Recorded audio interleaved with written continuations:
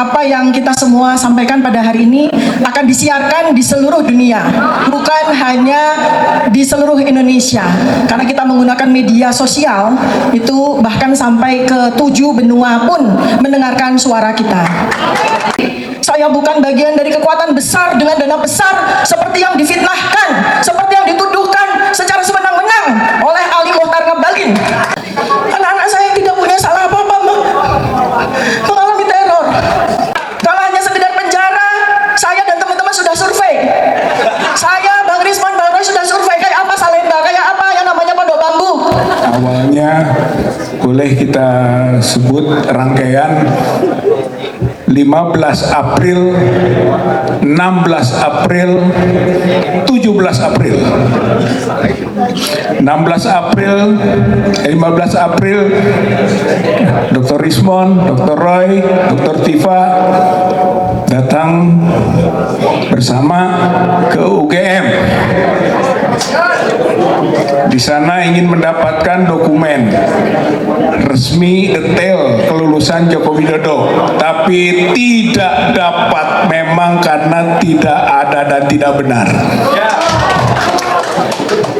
16 April saya, Bu Kurnia dan Damai Harida Lubis berangkat ke Solo menemui Pak Joko Widodo untuk menanyakan langsung ijazah aslinya punya atau tidak, ada atau tidak, tapi tidak didapatkan. 17 April kami semua melapor ke para purnawirawan yang berkumpul di Jakarta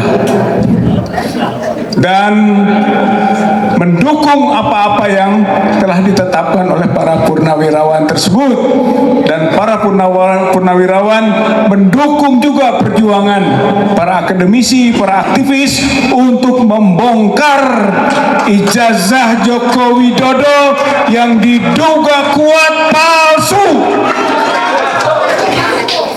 Maka di samping upaya datang ke UGM, datang ke Solo, konklusinya ketika datang ke UGM, skripsi Joko Widodo diduga kuat palsu. Ketika datang ke Solo, berdasarkan informasi yang telah disampaikan ke para wartawan, sama saja ijazah itu yang beredar, maka indikasi dugaan ijazah Joko Widodo palsu. Maka prosesnya berlanjut ke Bareskrim, diadukan ke Bareskrim pengaduan masyarakat. Tanggal 9 sebenarnya awalnya Desember 2024. Tambahannya tanggal 20 Maret bukti-bukti kita masukkan 2025. Kemudian 7 April kita beri tambahan bukti. Lalu pada 22 Mei kita berikan tambahan. April pulang dari Jogja dan Solo, tambahan lagi. Maka 22 Mei ternyata selesai proses penyelidikan dari Bareskrim, dan ternyata hasilnya anti klimaks, menunjukkan kualitas Bareskrim kita tidak profesional. Justru diumumkan dihentikan, tidak ditemukan tindak pidana tanpa proses yang benar. Oleh karena itu TPUA dan teman-teman yang lain yang berjuang keberatan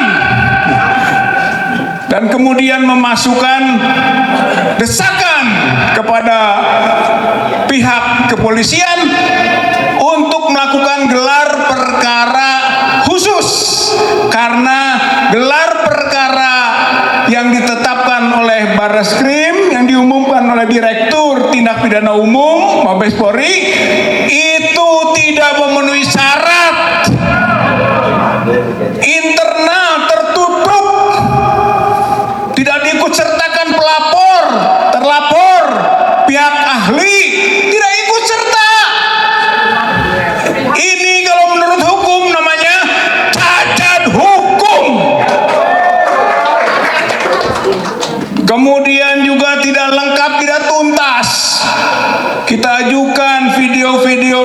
Rismond, video-video Dr. Roy. Tapi Dr. Roy, Dr. Rismond tidak pernah diminta keterangan. Pihak Bareskrim takut kepada dua tokoh ini.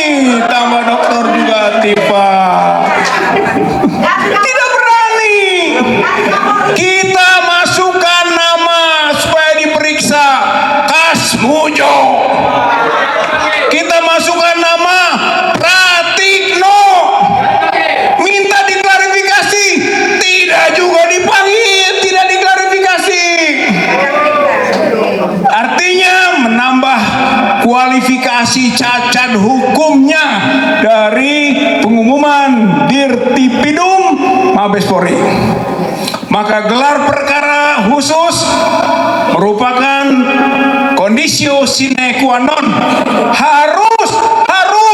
Harus dilakukan gelar perkara ulang, lebih terbuka, lebih transparan, untuk bisa merealisasikan pembuktian dan keyakinan kita semua bahwa ijazah Joko Widodo dan skripsi Joko Widodo palsu. Tuntutannya pasal 263, pasal 264, pasal 266 KUHP.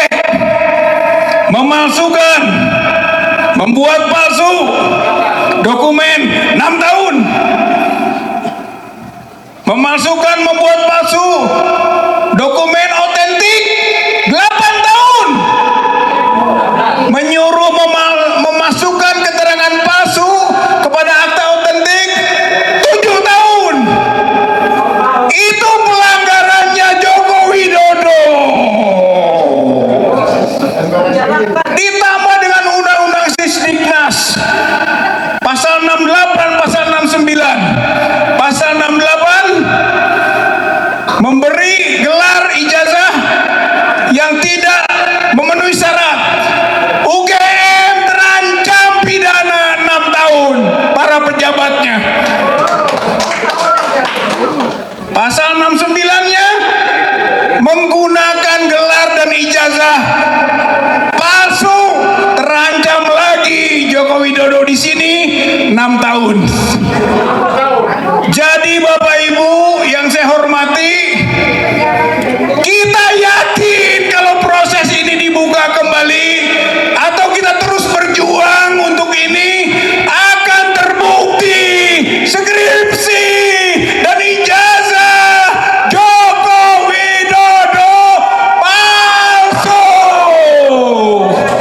Makanya tangkap dan adili Jokowi. Tangkap Jokowi. Tangkap Jokowi. Sekarang juga. Tangkap Jokowi. Tangkap Jokowi. Sekarang juga. Walladzina jahadu fina lanahdiyanahum subulana. Barang siapa berjuang sungguh-sungguh di jalan kami, akan kami mudahkan keberhasilan jalan itu. Insya Allah kemenangan sudah dekat, Bapak-bapak, Ibu-ibu. Sebentar lagi Jokowi tidak berkuasa secara formal, tidak berkuasa secara informal. Sebentar lagi Jokowi ditangkap, sebentar lagi Jokowi diadili. Rakyat menang, rakyat berhasil. Sebentar lagi nasrul minallah, pertolongan dari Allah, wa fathun qarib, kemenangan sudah dekat. Assalamualaikum warahmatullahi wabarakatuh. Assalamualaikum warahmatullahi wabarakatuh. Para senior, para jenderal, guru saya, senior, emak-emak luar biasa, dan saudara-saudara sebangsa dan setanah air. Hari ini adalah sebuah momentum yang kita ledakkan, dan alhamdulillah saya bersama dengan semua yang hadir di sini menjadi hamba-hambanya yang terpilih untuk meledakkan momentum ini. Karena insya Allah apa yang kita semua sampaikan pada hari ini akan disiarkan di seluruh dunia, bukan hanya di seluruh Indonesia, karena kita menggunakan media sosial itu bahkan sampai ke 7 benua pun mendengarkan suara kita. Saya sedikit memberikan laporan bahwa saya bersama diaspora internasional di 11 negara, kami sudah membuat surat sampai ke PBB, sampai ke Amnesty Internasional, sampai ke Komnas HAM Internasional. Jadi ini yang langkah yang kami lakukan untuk menyelamatkan bangsa dan negara ini dari kehancuran yang dibuat oleh Joko Widodo dan kroni-kroninya. Baik, saya Dr. Diva. Saya seorang ibu rumah tangga biasa. Saya seorang perempuan dengan anak-anak. Saya seorang peneliti sederhana saja yang saat ini sedang berjuang untuk menegakkan kebenaran, keaslian ijazah Joko Widodo yang sudah dipergunakannya meraih kekuasaan selama 20 tahun sejak tahun 2005 menjadi wali kota dengan ijazah yang pantas dipertanyakan, menjadi gubernur dengan ijazah yang pantas dipertanyakan, dan menjadi presiden 2 periode dengan ijazah yang pantas dipertanyakan. Saya bukanlah pejabat, saya bukan elit politik, saya bukan bagian dari kekuatan besar dengan dana besar seperti yang difitnahkan, seperti yang dituduhkan secara sewenang-wenang oleh Ali Mohtar Ngabalin. Saya hanya seorang ibu biasa seperti emak-emak yang hadir di sini. Saya perempuan. Saya hanya menggunakan kewajiban saya sebagai peneliti untuk mencintai kebenaran. Saya lahir dan dibesarkan di negeri ini, dan saya memiliki satu keyakinan: kebenaran harus ditegakkan apapun resikonya. Saya memulai kajian terhadap keaslian ijazah Joko Widodo bukan karena kebencian pribadi, bukan, melainkan karena tanggung jawab akademik saya, karena tanggung jawab moral saya sebagai warga negara. Karena sejak bertahun-tahun yang lalu saya menemukan kejanggalan-kejanggalan yang tidak bisa diabaikan. Saya hanya aktivis sosial di tengah lapangan bersama dengan masyarakat selama puluhan tahun. Lapangan penelitian saya di desa-desa, 38 provinsi, 83.000 desa-desa selama puluhan tahun saya bekerja di tengah-tengah masyarakat. Hubungan saya dengan Bandung sangat dekat, Bapak dan Ibu. Ayah saya almarhum adalah pendiri dari Fakultas Psikologi Universitas Islam Bandung.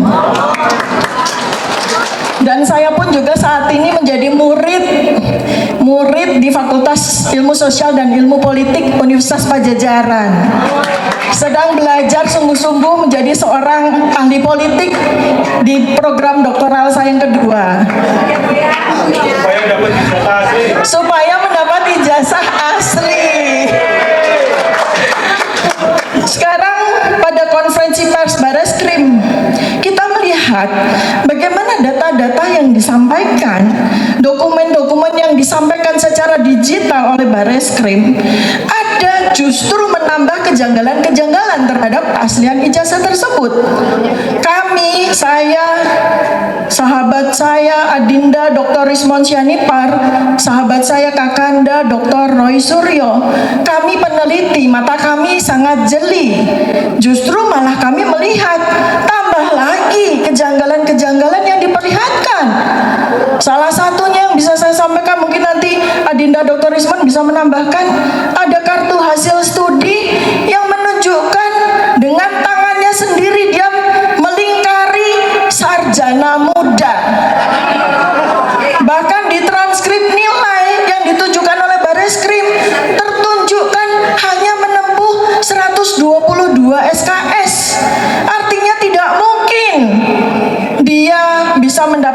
ijazah sarjana.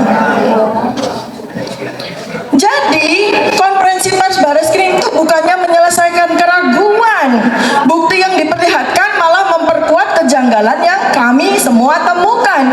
Dan karena itu kami tidak akan berhenti. Kami akan terus menguak kebenaran.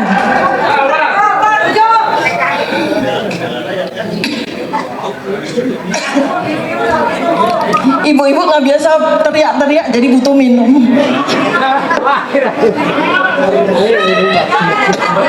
Pura-pura teriak, tapi ternyata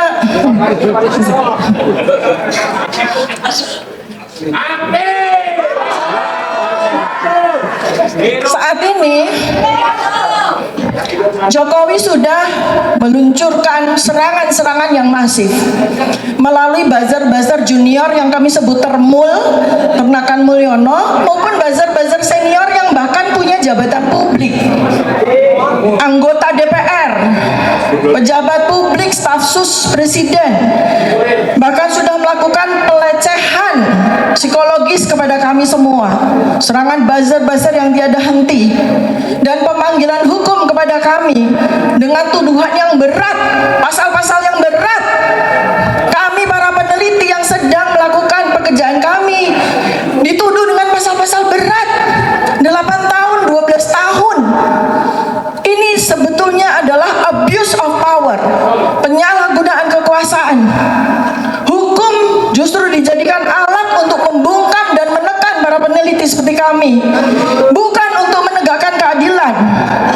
Aparat negara lebih cepat mengusut kami ketimbang menindaklanjuti berbagai kejanggalan dokumen.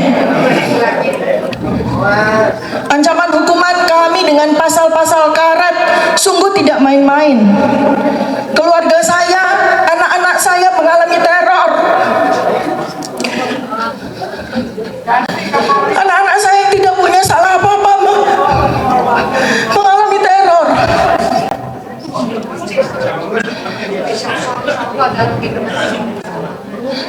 Jelas apa yang dilakukan oleh Joko Widodo ini menyalahgunakan kekuasaan de facto yang masih dia miliki. Uang-uang yang berasal dari uang-uang kita dia pakai untuk membeli hukum, untuk menghukum kami.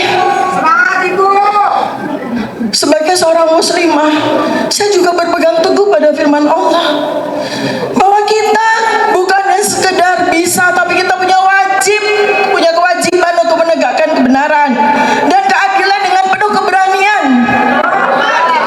Apapun yang terjadi di depan sana, kami insya Allah akan sanggup menghadapi. Semangat saya adalah semangat Siti Masyitoh yang rela digoreng Fir'aun untuk menegakkan akidahnya. Kalau hanya sekedar penjara, saya dan teman-teman sudah survei. Saya, Bang Rismon, Bang Roy sudah survei kayak apa Salemba, kayak apa yang namanya Pondok Bambu. Jauh lebih nikmat dibandingkan dengan penggorengan wajan Siti Masyitoh. Tidak takut kami. Tidak takut kami. Mak takut? Tidak. Mak berani? Saya tidak menebar kebencian, saya tidak melakukan hasutan. Saya hanya ingin menegakkan kebenaran. Karena saya tidak mau jadi setan bisu. Diamnya orang berilmu sama dengan setan bisu. Saya tidak mau. Bagaimana pertanggungjawaban saya nanti di akhirat? Allah memberikan saya ilmu yang memenuhi otak saya, tapi saya diam. Saya lebih takut dengan hukuman Allah. Saya lebih takut dengan hukuman Allah nanti dibandingkan dengan saya diam. Bapak dan Ibu semua, jika Anda mendukung kebenaran, mari bersuara bersama. Diamnya orang baik adalah kemenangan para setan. Saya, Dr. Tifa, seorang ibu, seorang perempuan yang tidak akan diam akan kebenaran. Mari bersama-sama menjaga integritas negeri ini demi anak-anak kita di masa depan.